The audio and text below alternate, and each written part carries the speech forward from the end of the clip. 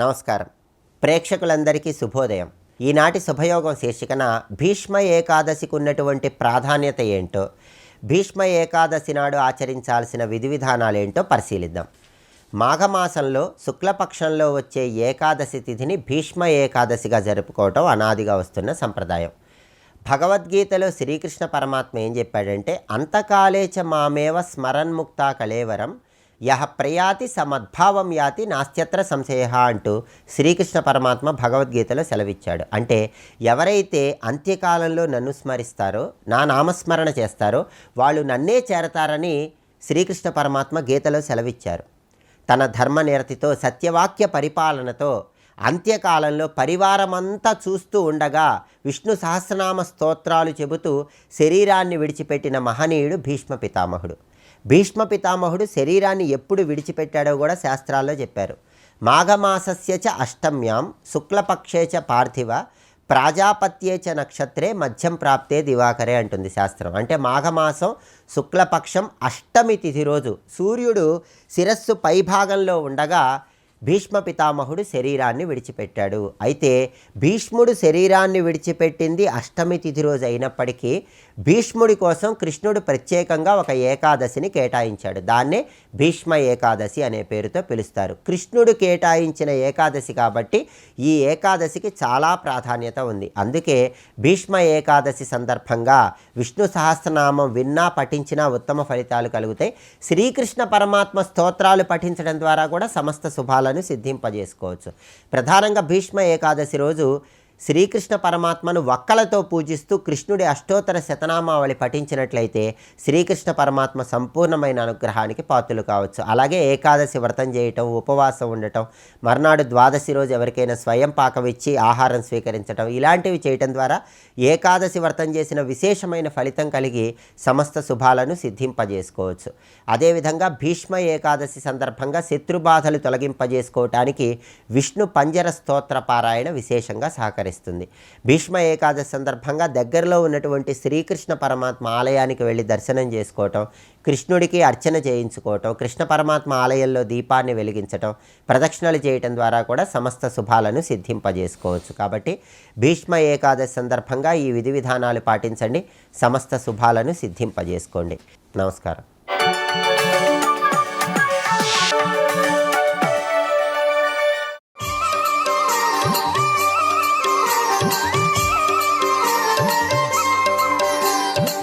వనమాలి గదీశార్ంగీ శంఖీ చక్రీ చ నందకి శ్రీమన్నారాయణో విష్ణు వాసుదేవోభిరక్షతు.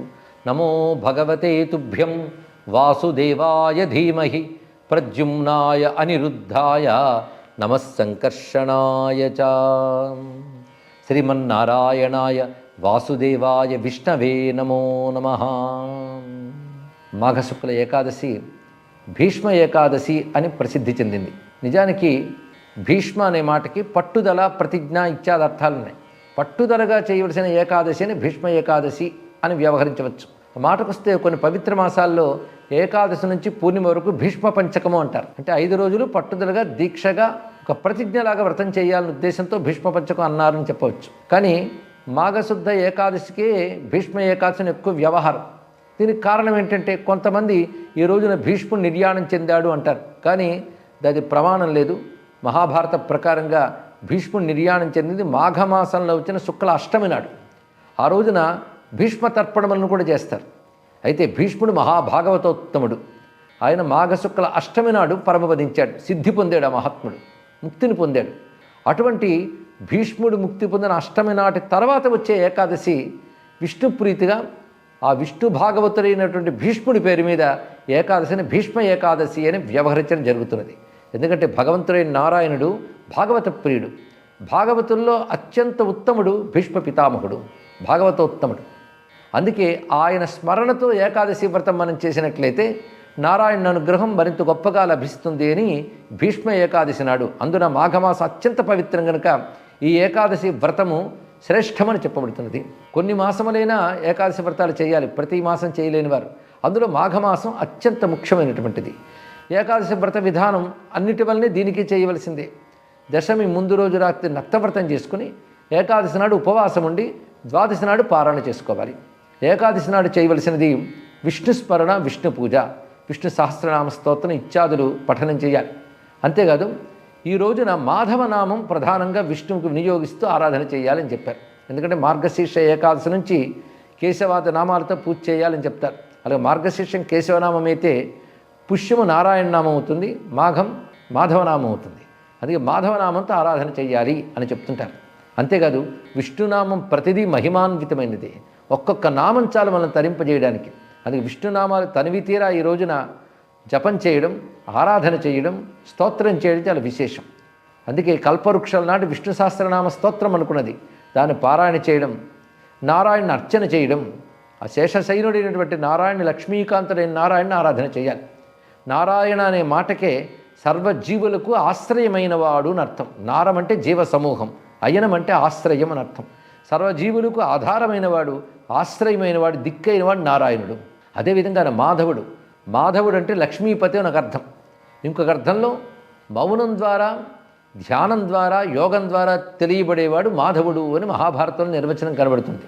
మౌనా ధ్యానాత్ యోగాచ్చ విద్ధిమాం అని కృష్ణ భగవానుడే చెప్పినట్టుగా అర్జునుడితో విషయం మనకు కనబడుతుంటుంది భారతంలో. అందుకే మౌన ధ్యాన యోగముల ద్వారా తెలియబడే పరతత్వమే మాధవుడు, నారాయణుడు. ఆయన కేశవుడు. కేశవుడు అంటే సూర్య చంద్ర అగ్ని మొదలైన కిరణములతో లోకములను అనుగ్రహించువాడు గనక ఆయన కేశవుడు అన్నారు. చక్కని కిరణములు కలిగిన వాడు అని అర్థం ఇక్కడ. ఇలా దివ్యనామములతో ఉన్నటువంటి నారాయణుని రక్ష ఆయన ధ్యానం వల్ల, స్మరణ వల్ల మనకు లభిస్తుంది.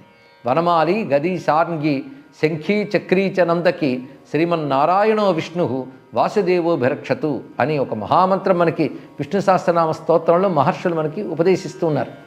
ఇది నిజానికి శ్లోకం మహామంత్రం, ఇది రక్షామంత్రం. ఇది పైగా వాసుదేవ అభిరక్షతు, వాసుదేవుడు అన్ని విధములా అన్ని వైపుల నుండి రక్షించుగాక అంటారు. ఎటువంటి వాసుదేవుడు అంటే వనమాలి గదీశాన్గి శంఖీ చక్రీ చనందకి శ్రీమన్నారాయణో విష్ణుర్ వాసుదేవభిరక్షతు. ఇందులో వనమాలి అంటే వనమాలని దాల్చినవాడు, ఇక పాంచజన్యం అనేటువంటి శంఖాన్ని ధరించినవాడు, సుదర్శనమైన చక్రాన్ని దాల్చినవాడు, కౌమోదకి అనబడేటువంటి గదని ధరించినటువంటి వాడు, శార్ంగం అనే ధనువుని ధరించినటువంటి నారాయణుడు రక్షించుగాక అంటే సర్వాయుధములతో మనం రక్షిస్తున్నాడు. పైగా నామముల దివ్యమైన నామములు నారాయణ, వాసుదేవ, విష్ణు. అదే శ్రీమన్నారాయణో విష్ణు వాసుదేవ అభిరక్షతు అంటున్నారు. విష్ణు గాయత్రిలో వాడే నామములు 3 ఈ శ్లోకంలో ఉన్నాయి. నారాయణ విద్మహే వాసుదేవాయ ధీమహి తన్నో విష్ణు ప్రచోదయాత్ అని చెప్పబడుతున్న 3 నామములు మనకి ఇందులో గోచరిస్తున్నాయి. అందుకే దీన్ని మహామంత్రముగా మనం జపం చేసుకోవాలి. ఈ జప సంఖ్య ఎంత చేస్తే అంత ఫలితం మనకు కనబడుతున్నది. ఇందులో స్వామివారి యొక్క ఆయుధ స్మరణ జరుగుతున్నది. ఒక్కొక్క ఆయుధం ఒక్కొక్క దేవత, వాటిని స్మరిస్తున్నారు. వనమాలి గది సార్ంగి శంఖి చక్రీచ నందకి. నందకి అంటే స్వామి యొక్క ఖడ్గం పేరు నందకం, వాటిని దాల్చినవాడు. ఇలాంటి సర్వాయుధములు దాల్చి ప్రకాశిస్తున్న నీలమేఘశ్యాముడైన నారాయణుడు మనం రక్షించుగాక అని చెప్తున్నారు. పైగా నారాయణ నామమే సకల ఆర్తులను పోగొడుతున్నది అని విష్ణు శాస్త్రం చెప్తున్నది, వివిధ గ్రంథములు కూడా బోధిస్తున్నాయి. పైగా నామస్మరణ మాత్రం చేతనే అనుగ్రహించగలిగిన దైవం నారాయణుడు, స్మరణ మాత్రం చేతనే. అందుకే అచ్యుత అనంత గోవింద మొదలైన నామములు ఆరోగ్యప్రదాయకం అని చెప్తారు. ఔషధే చింతయేద్విష్ణుం భోజనే జనార్దనం శయనే పద్మనాభంచ అంటూ వివిధ కాలాల్లో ఏ నామాలతో రక్షిస్తాడో చెప్తున్నారు. అందుకే ప్రహ్లాదాదులు ఆ స్వామిని ఉపాసించి ఆ స్మరణ చేత ధన్యులైన వైనములు పురాణ కథలు మనకు తార్కాణంగా చెప్తున్నాయి. భాగవతాది పురాణ గ్రంథముల అంశములను ఈరోజు పఠించడం, పారాయణ చేయడం విశేషం. అందున గజేంద్ర మోక్షం లాంటి ఘట్టాలు కూడా ఈరోజు విశేషంగా పారాయణ చేయాలని శాస్త్రములు చెప్తున్నాయి. దానికి తోడు విష్ణు సహస్రనామ స్తోత్రం ఒకటి. అలాగే భీష్ముడు విశేషించి అంపశయ్యపైన కృష్ణుని స్తుతిస్తాడు. అందులో భీష్మ ఏకాదశి కనుక భీష్ముడు స్తుతించిన భీష్మస్తవరాజము, ఇది మహాభారత శాంతి పర్వం నుండి, దాన్ని కూడా పారాయణ చేయవచ్చు. మొత్తానికి భాగవతోత్తముడైన భీష్ముని పేరున వ్యవహరించే ఏకాదశి నాడు పట్టుదలగా దీక్షగా ఆ పరమాత్ముడైన నారాయణ ఆరాధించే ధన్యులమవుదాం. నారాయణ కృపచే భారతదేశం సనాతన ధర్మం వర్ధిల్లుగాక. స్వస్తి.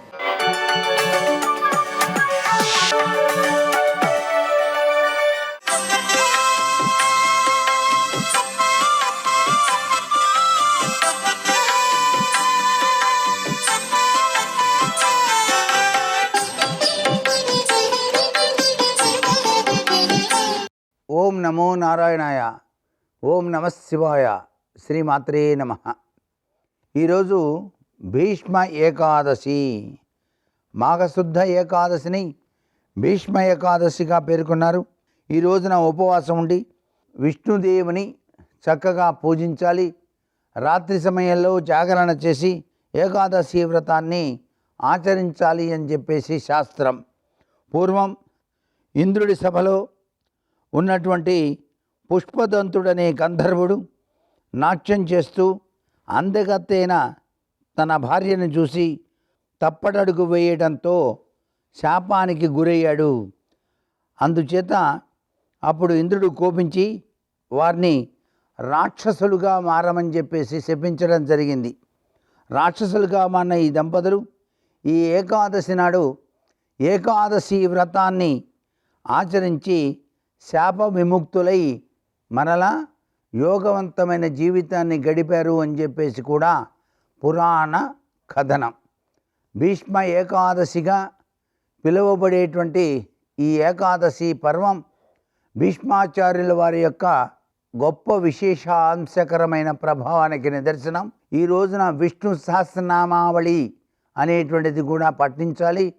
అలాగే స్వామివారికి ప్రీతికరమైనటువంటి పొంగలి, దద్దోజనం, అలాగే చక్ర పొంగలి నైవేద్యంగా సమర్పించి 10 మందికి కనుక పంచినట్లయితే అద్వితీయమైనటువంటి అభివృద్ధిని ఆ యొక్క అంతర్యామి మనకు ప్రసాదిస్తాడు అని చెప్పేసి శాస్త్రం.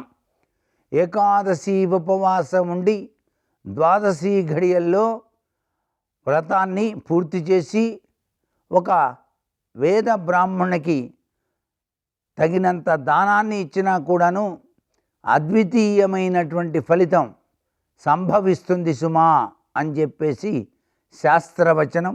సాక్షాత్తు ఈ ఏకాదశి శనివారం రావటం అదృష్టం. అందుచేత లోక రక్షకుడు కలియుగ దైవమైనటువంటి శ్రీ వెంకటేశ్వర స్వామి వారి యొక్క దివ్యవంతమైనటువంటి స్తోత్రాలు ఈ రోజున చక్కగా మనసు నిండా నింపుకొని పఠిస్తే, ఉదయాన్నే వెంకటేశ్వర సుప్రభాతాన్ని చదివితే అద్వితీయమైనటువంటి ప్రభావం మనందరికీ కూడా వచ్చి తీరుతుంది. కలియుగంలో కలియుగవాసుడైనటువంటి శ్రీ వెంకటేశ్వర స్వామి వారిని గోవిందనామాలతో మనసు నిండా నింపుకొని పూజించాలి. గోవింద గోవింద అనే నామంలో తగిన పరమార్థాన్ని ప్రతి ఒక్కరూ కూడా గ్రహించాలి. అప్పుడే మనకి ఏకాదశి వ్రతం యొక్క గొప్ప లక్షణం అర్థమై తీరుతుంది. ఇంత విశేషకరమైనటువంటి మాఘమాసంలో వచ్చినటువంటి ఈ యొక్క ఏకాదశి పర్వదినం శనివారం నాడు రావటం చాలా విశేషంగా భావన చేస్తూ విష్ణుదేవుని పరిపూర్ణంగా మనసులో నింపుకొని ధ్యానం చేసి తరిద్దామా మరి. సర్వే జనా సుఖినో భవంతు.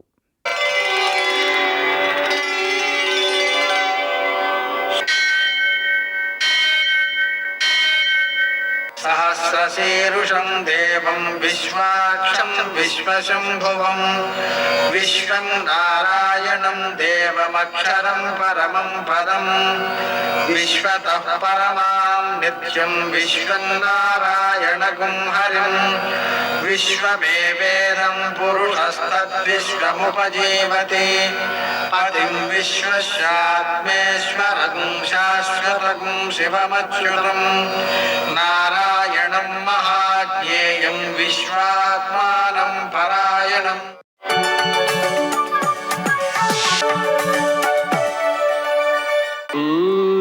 శౌర్యమథేందురింద్రపదవీ సన్మంగళం మంగళం.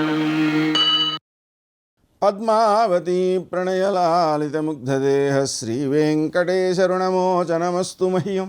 నేటి కాలమాన విశేషాలను గమనిద్దాం.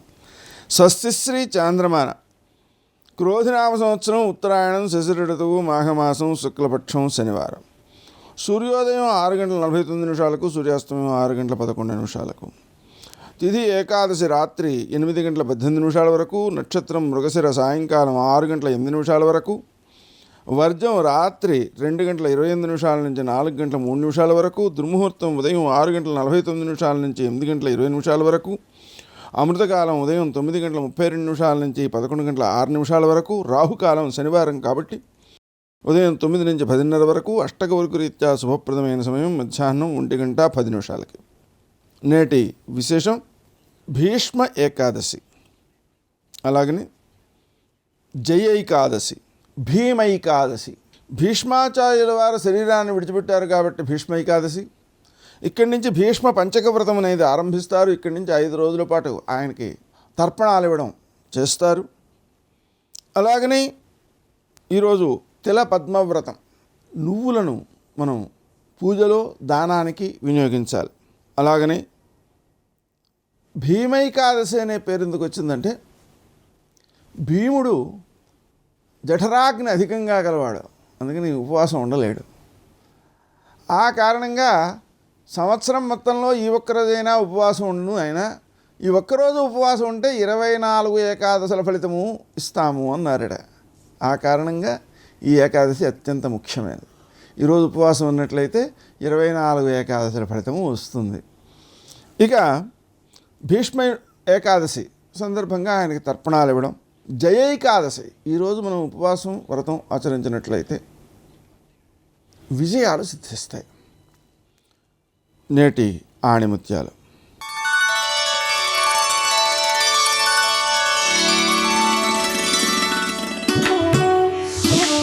కాలం విలువ తెలియనివాడు జీవితం విలువ అర్థం చేసుకోలేడు.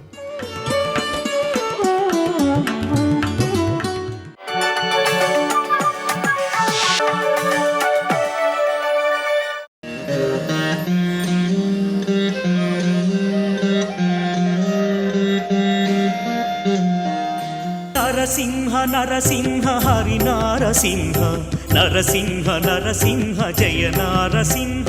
అంతర్వేది వశిష్ఠ గోదావరి నదీ తీరంలో ఆహ్లాదకరమైన వాతావరణంలో వెలుగొందుతోంది. అక్కడి నదీ సాగర సంగమం ఆత్మ పరమాత్మల కలయికను గుర్తు చేస్తుంది.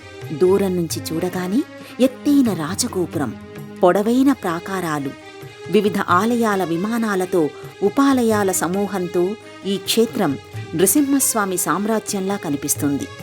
స్వామివారి సామ్రాజ్యంలో అడుగుపెట్టడానికి అదృష్టం ఉండాలి, పూర్వజన్మ సుకృతం ఉండాలి. అంతర్వేది క్షేత్రానికి ఆ పేరు రావడానికి పురాణ సంబంధమైన కారణం ఇక్కడ వినిపిస్తూ ఉంటుంది. పూర్వం బ్రహ్మదేవుడు ఈ ప్రదేశాన్ని యజ్ఞవేదికగా చేసుకుని రుద్రయాగం చేయటం వలన ఈ ప్రదేశానికి అంతర్వేదికగా పేరు వచ్చిందని, కాలక్రమంలో అంతర్వేదిగా పిలువబడుతోందని అంటారు. లక్ష్మీ నృసింహస్వామి ఇక్కడ ఆవిర్భవించడానికి వశిష్ఠ మహర్షి కారణమని స్థల పురాణం చెబుతోంది.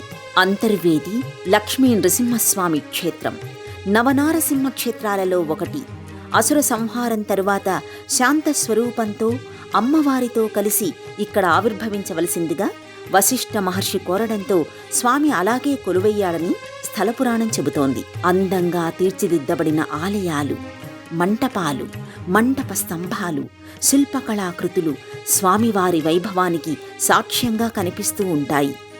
ఆలయ ప్రాంగణంలోకి అడుగుపెట్టగానే హృదయం భక్తిభావంతో ఉప్పొంగుతుంది. ప్రధానమైన గోపురం దాటుకుని స్వామివారి ఆలయంలోకి అడుగుపెడితే ముఖమంటపం, ప్రాకార మంటపాలు, సువిశాలమైన ప్రదక్షిణ మార్గం, ఉపాలయాలు, విమాన గోపురాలపై అందంగా మలచబడిన దేవతా శిల్పాలు కనువిందు చేస్తాయి. మనోఫలకంపై ఆ దృశ్యాలను ముద్రించి వేస్తాయి. గర్భాలయంలో స్వామివారు లక్ష్మీ సమేతుడై శాంతమూర్తిగా దర్శనమిస్తూ ఉంటాడు. అలసి వచ్చిన భక్తులను అనుగ్రహిస్తూ ఉంటాడు. వశిష్ఠుడి కోసం తరలివచ్చిన స్వామి, అసుర సంహారం చేసిన స్వామి, శాంతమూర్తిగా ఆవిర్భవించిన స్వామి. కోనసీమ ప్రకృతి అందాల నడుమ కొలువైన అంతర్వేది క్షేత్రంలో ఉదయం 5 గంటలకి ఆలయం తలుపులు తెరుస్తారు. స్వామివారి నిజరూపానికి అనునిత్యం అభిషేకం చేస్తారు. శ్రీకూర్మం తరువాత ప్రతినిత్యం నిజరూపానికి పంచామృతాలతో అభిషేకం జరిగే క్షేత్రం అంతర్వేది మాత్రమేనని అంటారు. ఇక ప్రతి ఏటా మాఘశుద్ధ నవమి నుంచి పాడ్యమి వరకు ఇక్కడ బ్రహ్మోత్సవాలు జరుగుతాయి. పాడ్యమి రోజున జరిగే తెప్పోత్సవం చూడటానికి 2 కళ్ళు చాలవు. దశమి రోజున కళ్యాణోత్సవం అంగరంగ వైభవంగా జరుగుతుంది. కనుల పండువగా జరిగే ఈ కళ్యాణోత్సవాన్ని తిలకించడానికి చుట్టుపక్కల ప్రాంతాల నుంచి భక్తులు పెద్ద సంఖ్యలో తరలివస్తారు. ఈ సందర్భంలోనే తమ మొక్కుబడులు చెల్లించుకునేవారు ఎక్కువగా ఉంటారు. అంతర్వేది బ్రహ్మోత్సవాలలో భాగంగా భీష్మ ఏకాదశి రోజున జరిగే రథోత్సవాన్ని చూసి తీరవలసిందే.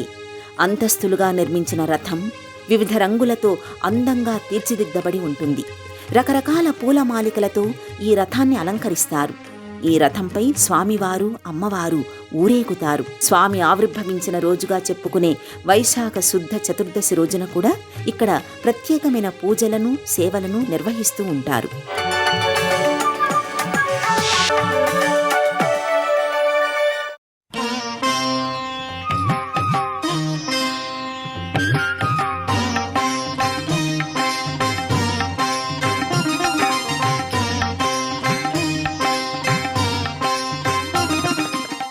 తూర్పు దిక్కుకి నమస్కారం చేయడం ఎందుకు అంటే భగవానుని యొక్క ప్రత్యక్ష స్వరూపం కన్నుల ముందు కదలాడేటటువంటి దిక్కు తూర్పు దిక్కుయే. ఆయన బయలుదేరుతున్నప్పుడు ఒక విశేషం జరుగుతుంది. ఇది చెప్పినవాడు ఎవరో సామాన్యుడు అనుకోకండి. ఇప్పుడు నేను చెప్తున్న విషయాన్ని చెప్తున్నవాడు మయూరభట్టు అని ఒక మహాకవి. ఆయనకు ఒకప్పుడు కుష్ఠవ్యాధి వచ్చింది. వచ్చి వేళ్ళు ఊడి కింద పడిపోతున్నాయి. కింద పడిపోతుంటే ఆయన కోణార్క వెళ్ళి కోణార్కలో ఉన్నటువంటి సూర్య దేవాలయానికి ప్రదక్షిణాలు చేశాడు.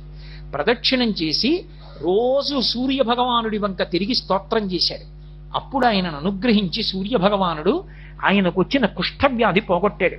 పోగొట్టినప్పుడు అరుణారుణ కాంతులతో వస్తున్నటువంటి ఆ సూర్య రథాన్ని చూస్తే, అందుకే సూర్యుడికి ఎంత గొప్పో సూర్య రథానికి అంత గొప్ప ఉంది. సూర్య రథాన్ని స్మరించినా, సూర్య రథాన్ని భావన చేసినా, ఆయన వస్తున్నటువంటి వేళ రథం వంక చూసినా కూడా అంతటి అభ్యున్నతి కలుగుతుంది. మాఘమాసం ఎందుకు అంటే సూర్యబింబం ఆవిర్భవించినటువంటి మాసం అది. అందుకని ఆ మాసంలో పట్టు ఎక్కువ. అటువంటి మాఘమాసంలో ఆయనకి రథం కట్టడం ఎందుకు అంటే ఆయన రథం తిరుగుతున్నప్పుడు ఒక చమత్కారం జరుగుతుందిట. మండలాకృతిలో గుర్రాలు తిరిగినట్టు తిరుగుతాడు. ఆ తిరుగుతుంటే ఆయన ప్రాంగుఖం ఇంద్రుడి వంక చూస్తాట. మొదట తూర్పు దిక్కుకి తిరిగి చూసేటప్పటికి ఆయనకి గౌతమ మహర్షి శాపం ఉంది. ఒళ్ళంతా ఆయనకి నేత్రములుగా కళ్ళలా కనపడతాయి. అవి ఇతరులు చూసినప్పుడు పద్మాల మాల వేసుకున్నట్లు పద్మాల్లా ఉంటాయిట. సూర్యుడు తూర్పు దిక్కుకి తిరగగానే ఆ కిరణములు ఇంద్రుడి మీద పడితే ఆ ఇంద్రుడి ఒళ్ళంతా పద్మాల మాలలు విచ్చుకున్నట్టుగా కనపడి రెండు చేతులెత్తి నమస్కరిస్తాట. ఆయన తూర్పు దిక్కును వస్తున్నప్పుడు ఆ అరుణకాంతులలో ఇంద్రుడు సంతోషించినటువంటి ఆ కాలమునందు రథదర్శనం వంక తిరిగితే ఒక్కసారి దర్శనం చేస్తే ఇంద్రప్రసాదాత్ రాజ్యాభివర్ధనమశ్నుతే అంటే ఏ అధికారమునందున్నారో ఆ అధికారము నిలబడుతుంది. రాజ్యాభివర్ధనమశ్నుతే ఏ పదవిలో ఉన్నావో అందులో వృద్ధిలోకి వస్తావు. సర్వం శ్రీ ఉమామహేశ్వర పరబ్రహ్మార్పణమస్తు. స్వస్తి.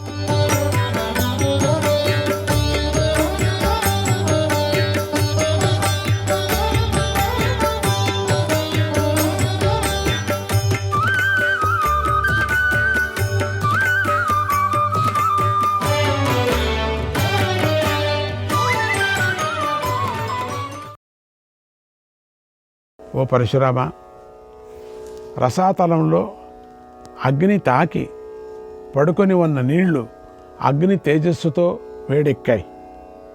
అవి పర్వతం మీద నుండి జారిపడే శలయేళ్ల రూపంలో తమ వేడిని విడుస్తూ ఉంటాయి. ఇక అగ్నిదేవుడు తన వద్దకు వచ్చిన దేవతలను చూసి బాధపడ్డాడు.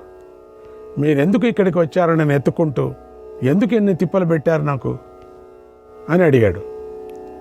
అప్పుడు దేవతలు, మహర్షులు అందరూ ఇలా అన్నారు, ఓ దేవా, నువ్వు ఒక పని చేయాలి, దాన్ని నువ్వు ఒక్కడివే చేయగలవు అన్నారు.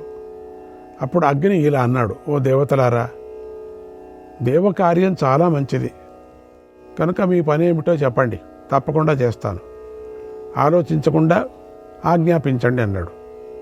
పాపం ఎత్తుకొని వచ్చారు ఎక్కడి నుంచో. అప్పుడు దేవతలు ఇలా అన్నారు, ఓ అగ్నిదేవ, బ్రహ్మదేవుడు ఇచ్చిన వరాలలో తారకాసుడు బాగా పొగరెక్కిపోయాడు. అమిత బలవంతుడై అందరినీ బాధిస్తున్నాడు కనుక అతడిని చంపాలి. ఓ దేవా, ఈ దేవగణాలను, ప్రజాపతి గణాలను, ఋషి గణాలను రక్షించాలి. కనుక నువ్వు తేజస్వి వీరుడైన ఒక పుత్రుణ్ణి పొందు. అతడు మాకు తారకుడి వల్ల కలిగే భయాన్ని పోగొడతాడు. పార్వతీదేవి చేత మేము శపించబడ్డాం. అందుచేత మాకు మీ రేతస్సు తప్ప మరో గతి లేదు, నీ రేతస్సు మాత్రమే. కనుక ఓ ప్రభు మమ్మల్ని కాపాడు అని ప్రార్థించారు. అగ్నిదేవుడు సంతోషంగా అంగీకరించి అలాగే అని ఒప్పుకున్నాడు. తర్వాత అగ్నిదేవుడు గంగానది దగ్గరికి వెళ్ళాడు. అప్పుడు అగ్ని తనలోని శివ తేజస్సును గంగాదేవిలోకి ప్రవేశపెట్టాడు. గంగ గర్భాన్ని ధరించింది. ఆ గర్భం గంగ కడుపులో వృద్ధి చెందింది. గంగ మాత్రం శివుడి తేజస్సును భరించలేకపోయింది. ఆమె మనస్సు కలత చెందింది. ఇక ఆ తేజస్సును సహించలేని పరిస్థితికి వచ్చింది. ఇంతలో కడుపుతో ఉన్నటువంటి గంగాదేవి వద్దకు ఒక రాక్షసుడు వచ్చి పెద్దగా అతి భీకరంగా అరిచాడు. హఠాత్తుగా పుట్టిన ఆ భీకర నాదాన్ని విని గంగకు ఎంతో భయం కలిగింది. కళ్ళు తిరిగాయి, కన్నీరు కారుస్తుంది, చైతన్యాన్ని కోల్పోతుంది. గర్భాన్ని తనను కూడా భరించలేకపోయింది. శివ తేజస్సు శరీరమంతా వ్యాపించింది. దాంతో ఆమెకు వణుకు కూడా పుట్టింది. ఇలా బాధపడుతున్న గంగ అగ్నిదేవుడితో ఇలా అంది, స్వామి, నేను నీ ఈ గర్భభారాన్ని ధరించలేకపోతున్నాను. నాకు మూర్ఛ వస్తుంది. నేను ఇంతకు ముందులాగా ఆరోగ్యంగా లేను. నాకు కంగారుగా ఉంది. నేను చైతన్యాన్ని కోల్పోతున్నాను. కనుక ఈ గర్భాన్ని నేను విడిచిపెట్టాలని అనుకుంటున్నాను. నేను ఈ పని ఎంతో బాధతో చేస్తున్నాను, కానీ ఇష్టంతో చేయటం లేదు. ఓ అగ్నిదేవ, నిజంగా ఈ తేజస్సుతో నాకు ఎలాంటి సంబంధమూ లేదు. దేవతలకు కలిగిన ఆపదను తొలగించటానికి మాత్రమే అంగీకరించాను. కానీ ఓ అగ్నిదేవ, ఈ పనిలో నా తప్పు లేదు, నాదేం తప్పేం లేదు. కనుక గుణం ఉన్నా లేదా దోషం ఉన్నా, ధర్మమైన అధర్మమైన అదంతా నీదే బాధ్యత అంది. అగ్నిదేవుడు ఆ మాటలు విని ఆమెతో ఇలా అన్నాడు, ఓ గంగా, ఈ గర్భం నా తేజస్సుతో కూడింది. ఇది మహా గుణాలతో కూడిన ఫలితాన్ని ఇస్తుంది. కనుక దీనిని భరించు. నీకు ఈ భూమిని అంతటినీ కూడా భరించగల శక్తి ఉంది. కనుక ఈ గర్భాన్ని ధరించడం నీకు పెద్ద కష్టం కాదన్నాడు. అయినా గంగ వినలేదు. అగ్ని వారిస్తున్నాడు, దేవతలు వారిస్తున్నారు. అయినా గంగాదేవి ఆ గర్భాన్ని మేరు పర్వతం పైన విడిచిపెట్టింది. గంగాదేవి ఆ గర్భాన్ని భరించగలదు. కానీ రుద్ర తేజస్సు వృద్ధి చెందింది. అందువల్ల దానిని భరించడానికి ఆమెకు శక్తి చాలలేదు. అందుకే గర్భాన్ని ధరించలేకపోయింది. ఓ పరశురామ, జ్వలించిపోతున్న అగ్నిలాగా ఉన్న ఆ గర్భాన్ని గంగ ఎంతో బాధపడుతూ విడిచిపెట్టింది. అప్పుడు అగ్నిదేవుడు దాన్ని దర్శించి గంగతో ఇలా అన్నాడు, ఓ గంగా, ఆ గర్భం నీకు సుఖాన్ని కలిగించిందే? దాని రంగు ఎలా ఉంది? దాని రూపం ఎలా ఉంది? దాని తేజస్సు ఎలా ఉంది? ఇదంతా నాకు చెప్పు అని అడిగాడు. గంగ ఇలా అంది, ఓ పుణ్యాత్ముడా, ఆ గర్భం బంగారంలాగా ఉంది. తేజస్సులో అది నీతో సమానంగా ఉంది. బంగారంలాగా నిర్మలంగా వెలుగుతోంది. అది పర్వతాన్నే ప్రకాశింపజేసింది.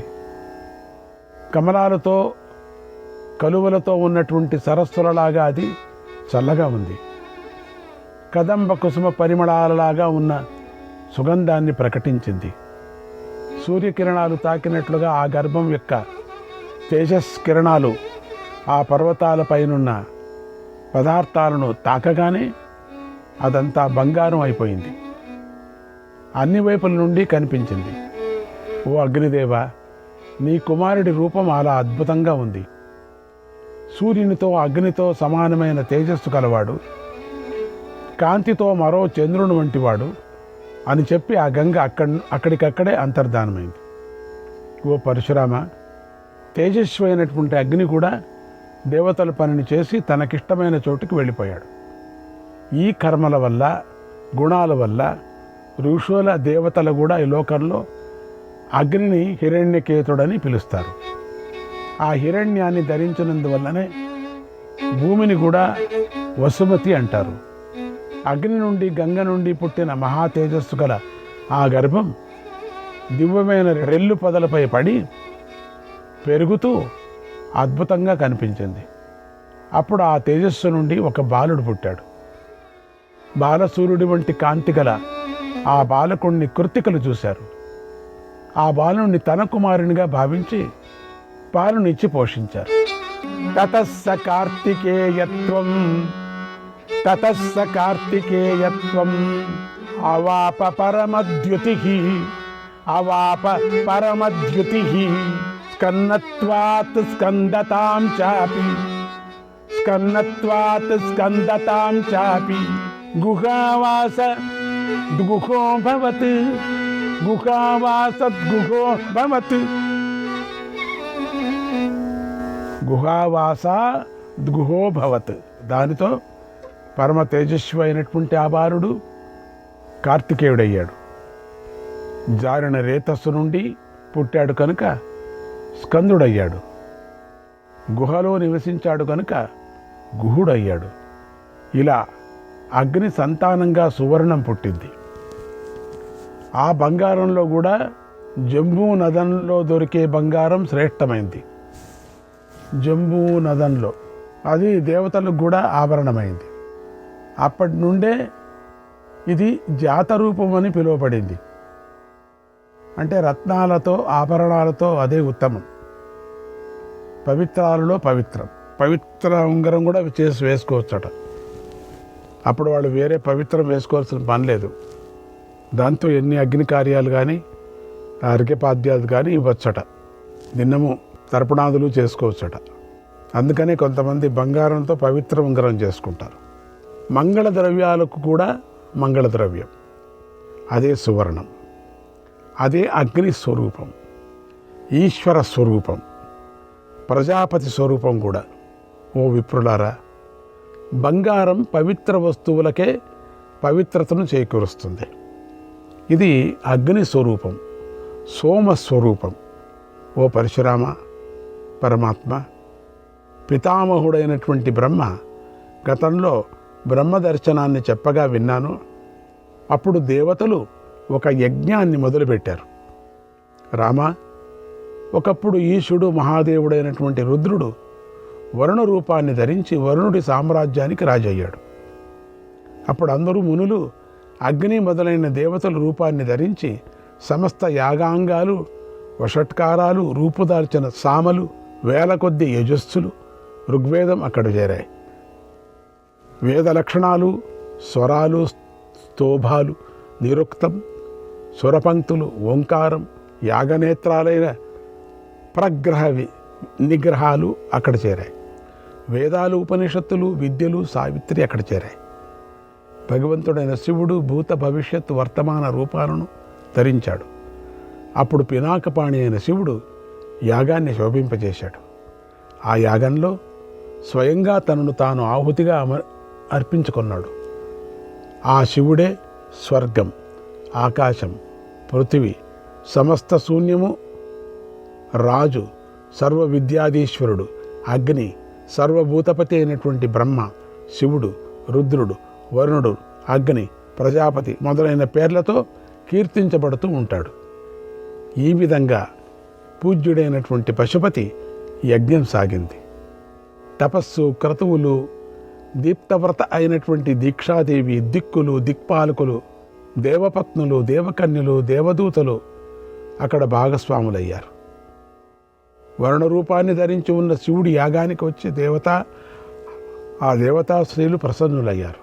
బ్రహ్మ వారిని చూసి మోహించాడు. అప్పుడు ఆయన రేతస్సు నేలపై పడింది.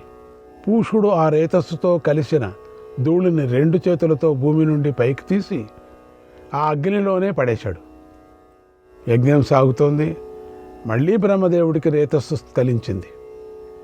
అప్పుడు బ్రహ్మదేవుడే దాన్ని స్వయంగా సురోమంతో తీసుకొని మంత్రాలు చదువుతూ నెయ్యిలాగా రేతస్సును హోమం చేశాడు. అలా ఆయన ఆ రేతస్సు నుండి ప్రాణి సముదాయాన్ని సృష్టించాడు. ఆ రేతస్సులోని రజోగుణ భాగం నుండి లోకంలో రజోగుణ ప్రధానులై ప్రాణులు పుట్టారు. తమో గుణాంశం నుండి తామస పదార్థాలు, స్థావరాలైనటువంటి వృక్షాదులు పుట్టాయి. సత్వగుణాంశ రాజస తామసాల రెండిటిలో వ్యాపించింది. ఆ సత్వగుణం తేజస్సు యొక్క రిత్య స్వరూపమై ఉంది. ఆకాశాదులు, ఆ బుద్ధి కార్యాలు, ఆ విధంగా సకల ప్రాణుల్లోని సత్వగుణం, ఉత్తమ తేజస్సు, ప్రజాపతి తేజస్సు నుండి పుట్టాయి. బ్రహ్మదేవుడు అలా అగ్నిలో హోమం చేసే సమయంలో 3 పురుషులు పుట్టారు. వారు తమకు కారణమైన ఆయా గుణాలతో పుట్టారు. బృక్కు అంటే అగ్ని జ్వాల నుండి పుట్టినవాడు, భృగువు అయ్యాడు. అంగారం అంటే నిప్పు నుండి పుట్టినవాడు, అంగిరుడు అయ్యాడు. అంగారానికి ఆశ్రయమైన కొద్ది జ్వాల నుండి పుట్టినవాడు కవి అయ్యాడు. భృగువు జ్వాలలతో పాటు పుట్టాడు. కవి అంటే కవి ఋషి, ఈ కవులు కాదు. భృగువు జ్వాలలతో పాటు పుట్టాడు. అందువల్లనే ఆయన భృగువు అయ్యాడు. భృగు అగ్ని మరీచుల నుండి పుట్టినవాడు కనుక మరీచుడయ్యాడు. ఆయన కుమారుడు కశ్యపుడిగా ప్రఖ్యాతి గడిచాడు. అంగారం నుండి అంగిరుడు, దర్భల సముదాయం నుండి వాలకిల్యులు పుట్టారు. అత్రేయం అంటే ఇక్కడే దర్భ సమూహం నుండి పుట్టినవాడే అత్రి అయ్యాడు. బూడిద రాసుల నుండి బ్రహ్మర్షి గణాలను పూజించే వైఖానసులు జన్మించారు. వారు తపస్సును, పాండిత్యాన్ని, గుణాలను ఇష్టపడుతూ ఉంటారు. అగ్ని యొక్క అశ్వుల నుండి అశ్వినులు పుట్టారు. వారు సుందరులుగా గౌరవించబడ్డారు. ఈ ఇతర ప్రజాపతులు అగ్ని యొక్క ఇంద్రియాల నుండి పుట్టారు. రోమకూపాల నుండి ఋషులు, చెమట నుండి ఛందస్సు, బలం నుండి మనస్సు పుట్టాయి. ఈ కారణం వల్లనే ఋషులు అగ్నిని సర్వదేవతా స్వరూపుడు అని కీర్తించారు. యజ్ఞ సమిధులు, వాటి రసాలు, మాసాలు, పక్షాలు, ఆహవరాత్రులు, ముహూర్తాలు అయ్యాయి. ధాతువుల్లో ఒకటైన అగ్నిలోని పిత్తమే ఉగ్ర తేజస్సు అయింది. అగ్ని తేజస్సును లోహితం అంటారు. ఆ లోహితం నుండి సువర్ణం పుట్టింది. దానినే మైత్రం అని తెలుసుకోవాలి. అగ్ని ధూమము నుండి వసువులు పుట్టారు. అగ్ని జ్వాలలే ఏకాదశ రుద్రులు. మహా తేజస్సు గల ఆదిత్యులు కూడా యజ్ఞంలోని ఇతరాంగాలు. ఆకాశంలోని నక్షత్ర మండలాల్లోని జ్యోతులు. లోకానికి సృష్టికర్త అయినటువంటి బ్రహ్మదేవుడు ఆ అగ్నినే అక్షయ పరబ్రహ్మ అన్నాడు. అది అన్ని కోరికలను తీరుస్తుంది. అది రహస్యమని కూడా అన్నాడు. ఆ తరువాత వరుణ పవన స్వరూపుడైన శివుడు ఇలా అన్నాడు: ఇది నా దివ్యయాగం, నేనే ఇక్కడ యజమానిని. దేవతలారా, ముందు పుట్టిన ఆ భృగువు, అంగిరుడు కవి నా కుమారుడు. ఇందులో సంశయం లేదు. యజ్ఞఫలమంతా నాదే అని మీరు గ్రహించాలి అన్నాడు. అప్పుడు అగ్ని ఇలా అన్నాడు: మీరు నా శరీరం నుండి పుట్టారు. నా ఆశ్రయంలోనే బ్రహ్మ వీరిని సృష్టించాడు కనుక వారు నా కుమారులే అయి ఉన్నారు. వర్ణ రూపాన్ని ధరించిన శివుడికి అధికారం లేదు అన్నాడు. అప్పుడు జగద్గురువు, లోకపితామహుడైనటువంటి బ్రహ్మ ఇలా అన్నాడు: వారు నా కుమారుడు. నా వీర్యాన్ని ఆహుతి చేస్తూనే వారు పుట్టారు. నేను యాగానికి కర్తను. నేనే రేతస్సును హోమం చేసింది. బీజం ఎవరిదో, ఫలం కూడా వారిదే అయి ఉంటుంది కదా. మీరు నా వల్లే పుట్టినట్లు అయితే మీరు నా కుమారులే అవుతారు అన్నాడు. ఆ తర్వాత దేవతలందరూ బ్రహ్మదేవుణ్ణి సమీపించి చేతులు జోడించి నమస్కారం చేసి ఇలా అన్నారు: భగవంతుడా, మేమందరము చరాచర స్వరూపమైనటువంటి ఈ జగత్తు అంతా నీ సంతానమే అయి ఉంది స్వామి. కనుక ఈ అగ్ని వర్ణరూపధారి అయినటువంటి ఈశ్వరుడు, వీరికి కూడా వారి కోరికలు తీరేలాగా చూడన్నారు. అప్పుడు బ్రహ్మదేవుడు అనుమతితో జలాధిపతి అయినటువంటి వరుణ్ణి రూపంలో ఉన్న శివుడు భృగువును కొడుకుగా స్వీకరించాడు. ఆ ఈశ్వరుడే అంగిరుడితో నువ్వు అగ్ని కుమారుడవు అని చెప్పాడు. ఆ తర్వాత తత్వవేత్త అయిన పితామహుడు కవిని కుమారునిగా స్వీకరించాడు. అప్పుడు సంతానం వృద్ధి చేయాలనే నియమం గల భృగువు వారుణ నామంతో ప్రసిద్ధికెక్కాడు. అంగిరుడు, ఆగ్నేయుడిగా కవి బ్రహ్మనామంతో ప్రసిద్ధులయ్యారు. భృగువు అంగిరసుడు లోకంలో లోక విస్తారకులు అని భావించబడ్డారు. ఈ విధంగా ఈ ముగ్గురు ప్రజాపతులు మిగిలిన అందరూ కూడా వారి సంతానమే అయి ఉన్నారు. ఈ ప్రపంచమంతా వారి సంతతియే అని గ్రహించు. భృగువుకు 7 కొడుకులు. వారందరూ భృగువు గుణాల వంటి గుణాలు గలవారు. చవనుడు, వజ్రశీర్షుడు, శుచి, ఔర్వుడు, శుక్రుడు, వరుణుడు, సవనుడు అనేవారు ఆ 7 ఇలా భృగు వంశీయులందరూ వారుణులే. నువ్వు కూడా ఆ వంశానికి చెందిన వాడివే. అంగీరుడికి 8 మంది కొడుకులు. వారు కూడా వరుణ యజ్ఞ సంజాతులు కనుక వారుణులు అని పేరు. వారే బృహస్పతి, ఉతథ్యుడు, పయస్సుడు, శాంతి, ఘోరుడు, విరూపుడు, సంవర్తుడు, సుధన్వుడు. ఈ 8 మంది అగ్నివంశంలో పుట్టారు. అందరూ జ్ఞాననిష్ఠులు, శోక రోగరహితులు. బ్రహ్మపుత్రుడైన కవికి 8 మంది కొడుకులు. వారికి కూడా వారుణులని పేరు. వారంతా బ్రహ్మవేత్తలు, శుభలక్షణాలు, పుత్రులకు తగిన గుణాలు గలవారు. కవి, కావ్యుడు, దృష్ణుడు, శుక్రుడు, భృగువు, విరజుడు, కాశీ, ఉగ్రుడు అనేవారు. ఈ 8 మంది కవి కొడుకులు. వీరు విశ్వమంతా వ్యాపించున్నారు. వీరందరూ ప్రజాపతులు, ప్రజాగుణ సంపన్నులు కాబట్టి ప్రజలు.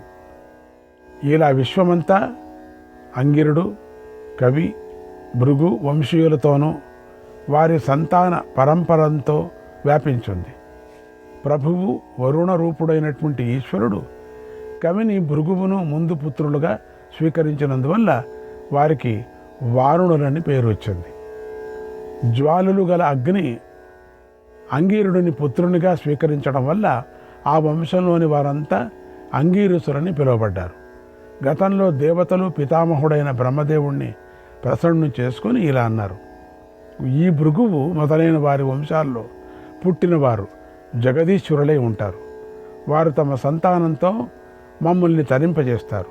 ఆ ప్రజాపతులందరూ మహాతపస్సులు. ఇప్పుడు నీ అనుగ్రహంతో వారు ఈ లోకాన్ని ఉద్ధరించాలి. అలాగే వీరంతా వంశకర్తలు, తేజోవర్తకులు, వేదవేత్తలు, కృతార్థులు కావాలి. ప్రజాపతుల వంశంలో పుట్టిన ఈ సౌమ్య మహర్షులు దేవతల పక్షంలో ఉంటూ తపస్సు, బ్రహ్మచర్యాల ఫలాన్ని పొందాలి. మేమందరము వీరు కూడా నీ సంతతియే పితామహ. దేవతలకు, విప్రులకు కూడా నువ్వే కర్తవు. కశ్యపుడితో ప్రారంభించి భృగు వంశీయులమైనటువంటి మేమందరము నీ సంతానమే అని భావించు.